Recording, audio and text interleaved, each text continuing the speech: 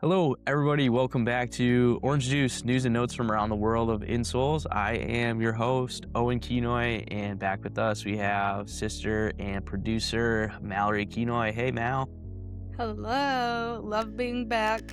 And it is finally lovely outside in Chicago. We have had not one, not two, but three warm days in a row. I think that's a first this year, so I'm very excited, and I've been outside a ton lately.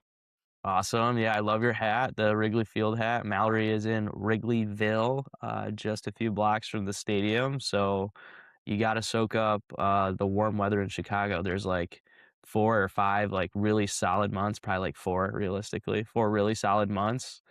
And then a lot of unknown, much like here. So yeah, for me, we've actually been doing a ton of yard work.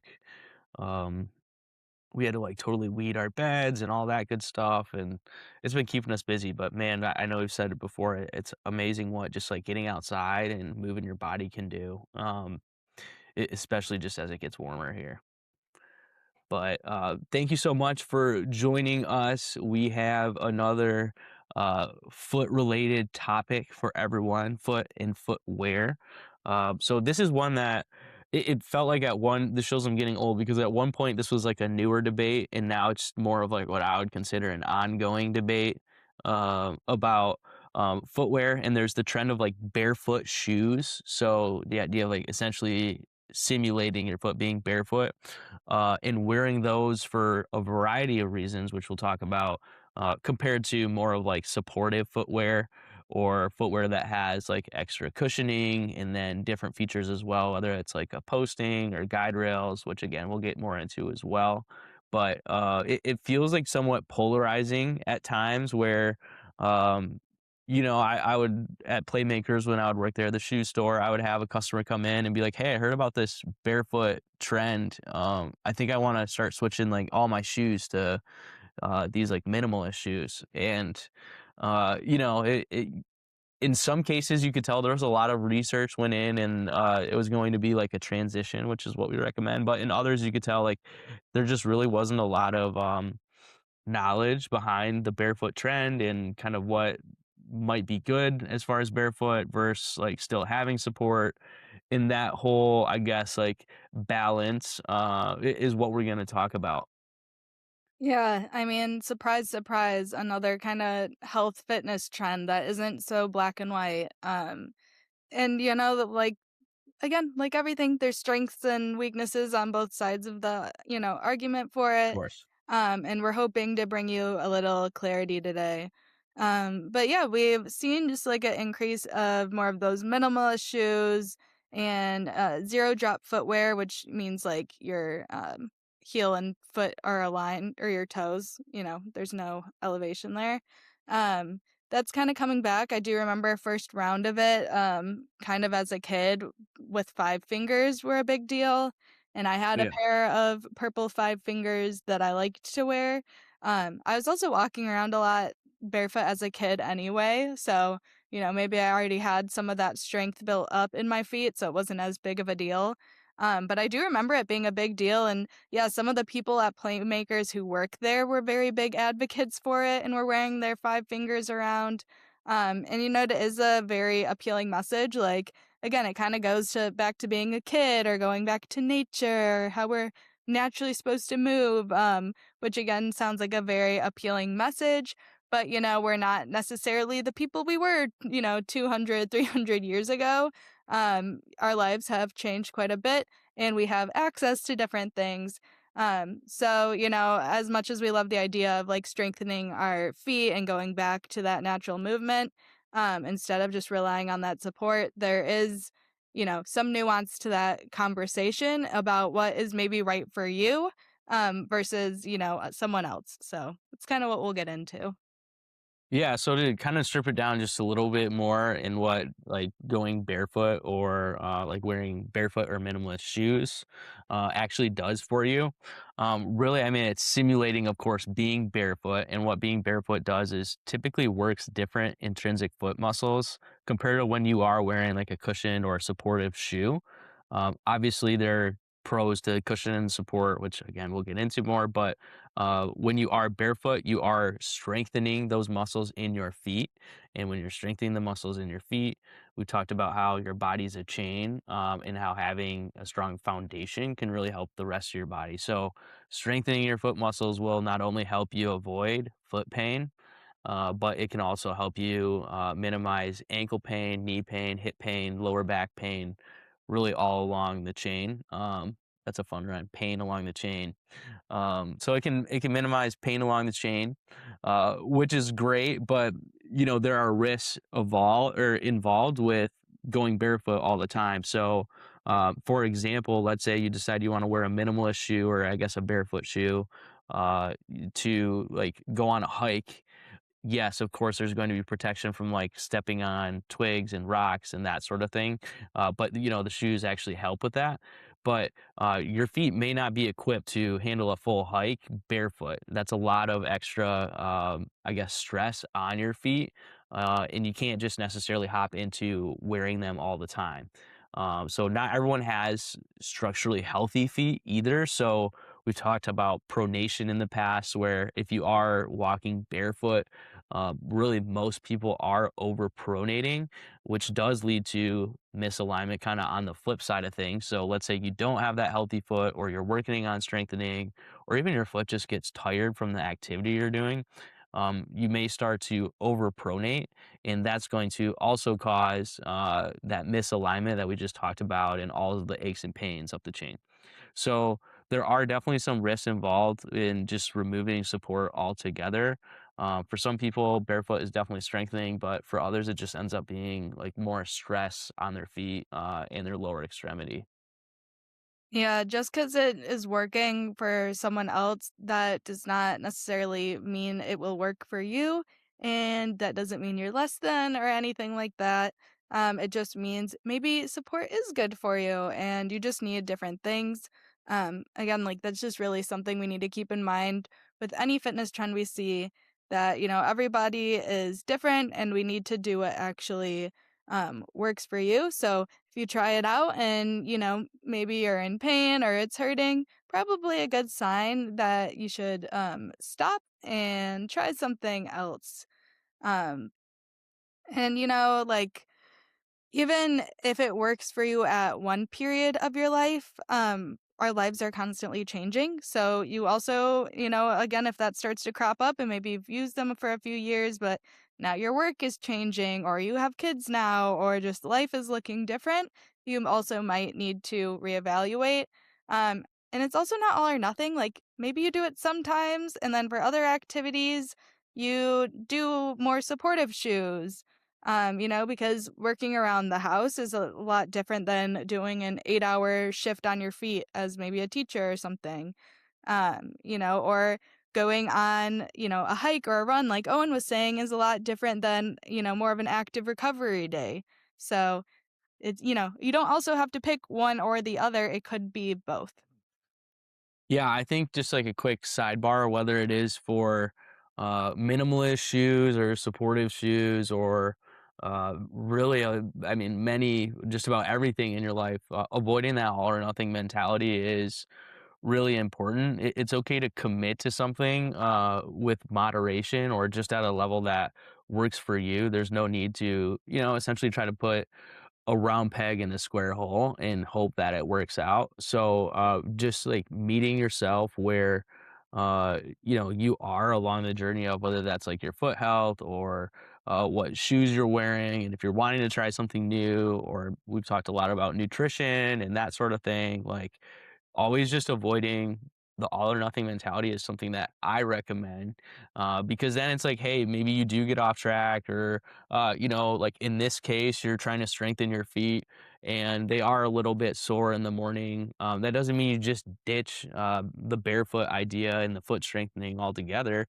There's just a common middle ground that you can easily reach. But kind of getting back to the like basics of the barefoot movement. So the idea is, you want to have natural movement, and that's going to help strengthen. But it's also okay to support in areas that you may not have the right support, and that's where the right shoes or even insoles could be a good idea as well. So you should have essentially a support system to help guide your movement, not necessarily eliminate it. I've heard the analogy of like, you know, using certain types of insoles or shoes that are super supportive are almost like casting your foot.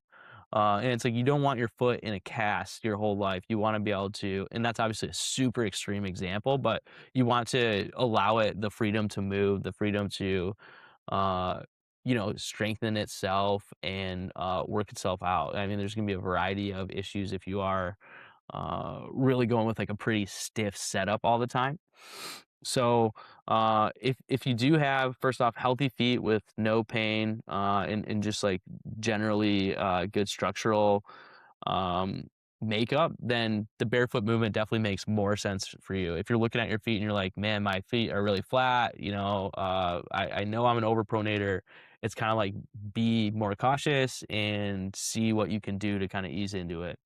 It also makes sense for just about anyone to go barefoot for short periods of time at home, whether it's just around the house. I know Mallory alluded to that earlier, of just like switching up footwear and maybe going to like that more minimalist sort of deal.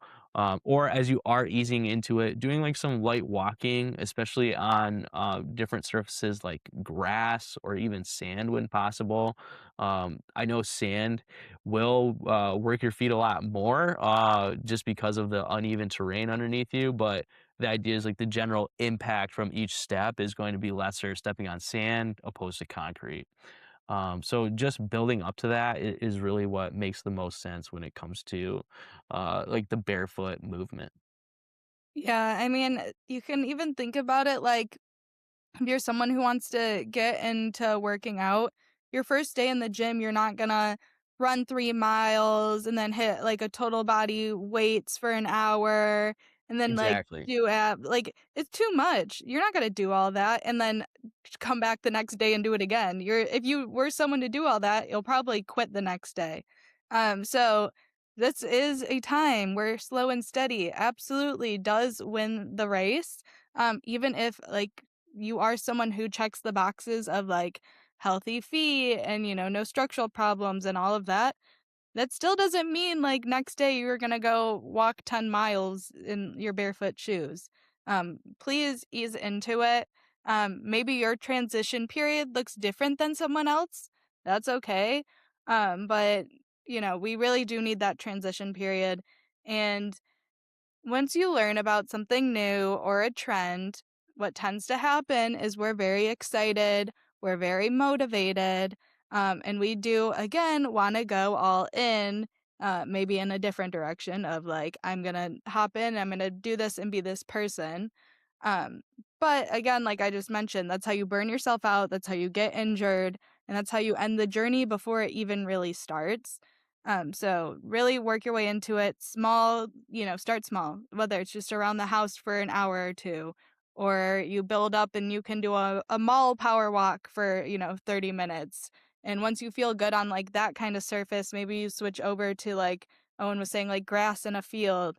And then when you get really good, then maybe you can take a walk through the woods in your, barefoot shoes. And also, as I'm saying this isn't happening in a week either.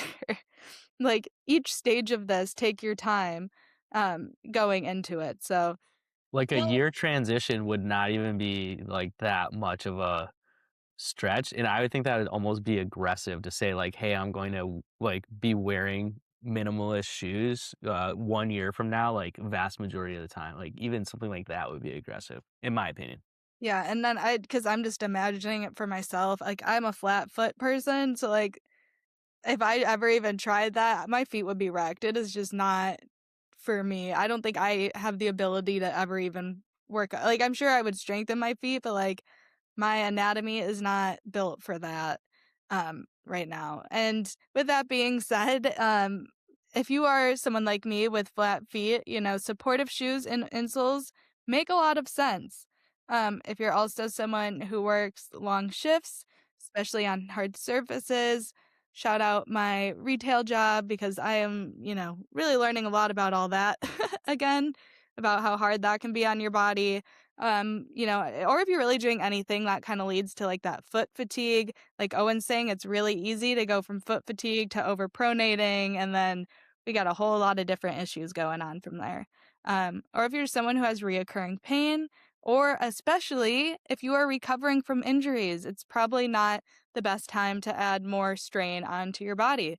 Let's give it as much support as we can so we can heal. So those are, there's more people out there too who, supportive shoes and insoles make sense, but especially if you fall into one of those categories, really think about how often you're going this barefoot route. Yeah, and for me, I especially think about like long shifts or just like working. I almost like just personally, I'm like in my head just saying like pick your battles. Like, why would you want to make your feet work harder? 8 to 12 hours is just such a long time to be on your feet. And like realistically, it's just like your feet are going to get tired. Your lower body is going to get tired. Your back is going to get tired. So do yourself a favor and get supportive shoes, or even just add insoles to your existing shoes, and that's going to help a ton. Because what this is doing is it's just reducing the repetitive stress that you're experiencing with really each step that you take throughout the workday or an activity or whatever it may be. So we always recommend our original orange full length insole. It's our best seller for just like those really needing extra support for working, walking, standing, or recovering from injuries or flat feet.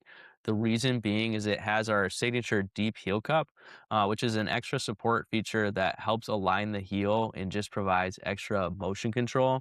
We talked earlier just about how it's about guiding your foot and allowing your foot to act appropriately, and that's essentially what the deep heel cup is doing, is just providing like this cradle for your foot. So better support can help your feet work more efficiently over long periods of time as well. Instead of being misaligned, now they're going to be efficient, and then that's ultimately going to put less stress on your knees, your hips, your lower back. I know we've said that a few times already, but it truly is all a chain. So hopefully if you are having lower back pain by now, you're like, oh, okay, like my feet have something to do with that. And if so, I think that's a massive win. So support is great. Obviously, we're an insole company. We find support to be very relevant in daily life for many people, but the idea is really just to blend both of the approaches. So maybe you just start with, like Mallory was saying, barefoot time at home, or just like smaller activities and work your way up. And then when you are doing like your more high demand activities, whether it is like a long hike or an 8 to 12 hour work day or a run, whatever it may be, choose your properly supportive footwear for those activities. And then really the key, and we've done a podcast on this too, is just matching your footwear to the activity that you're doing. So just consider like, hey, what am I doing? How hard is it going to be on my body? And if I do go for a more minimal approach, how is my body going to respond to that? What do I have coming up? Am I going to be able to recover if needed? And just considering all those different factors is really kind of the best approach to go for barefoot and supportive shoes. Yeah, and ironically, if you think about it, most of us are doing this anyway. We when we are home, we're not. I mean, I don't know everyone's life, but I know at least I'm not wearing shoes in my house, and I'm walking around barefoot anyway. Even if you're someone who's a house slipper person, I feel like those don't really have support either. So a lot of it, like for most people, this is probably what's gonna work best. And then if you're really, like, trying to push the strengthening, you'll do, like, those, smaller activities you can add on. But, just let's, you know, let's stay healthy. Let's prioritize our our health and, lack of injuries over following a trend that's kinda seems cool, and going with what works best for you. Now, And you know what's funny is this was literally either earlier today or like yesterday evening. I was wearing I have the EVA foam Birkenstocks, but I like them because they're super lightweight, but also supportive and a really great just like house shoe. If you're like, hey, I want something, definitely check that out. But I was wearing them in the house because Yeah, I'm standing all day in the house, kind of picking up the kids, walking around, cleaning up, cooking meals, doing that sort of thing. And my feet just need a break. But Harper's just like, Dad, why are you wearing your shoes right now? And I literally was just like, it helps my back feel better. That was my answer to her. And it's just like, it is true. And it's just funny how, like, even she can kind of tune into like something like that. Like, hey, why are you wearing shoes right now? Like, what's the deal? I know, I feel like we usually talk about this on the flip side of, like, when maybe thinking about support when you're doing those things because it's funny you say that because actually the one pair of shoes I really do wear in the house are my Birkenstocks. They're like I think part of that is just because 'cause they're easy to slide on, Yes. quickly. I think that's a must. But, like with all of this, like, our bodies need time to adapt, and it's not just our feet. It's like our Achilles and our calves and our plantar fascia, like, a lot of muscles are at work when we are moving and walking around, and we really just do need to give them time to adapt and strengthen. Um, and even I'm just thinking about like if you're someone who does have like a desk job too, like they're really gonna need a little bit more time because you're just not up on your feet even that long, if you're thinking hours wise. So it's just really be patient with yourself and realize your body does need time to adapt, and it'll be really cool when you get there if that's a goal of yours. So, Well said.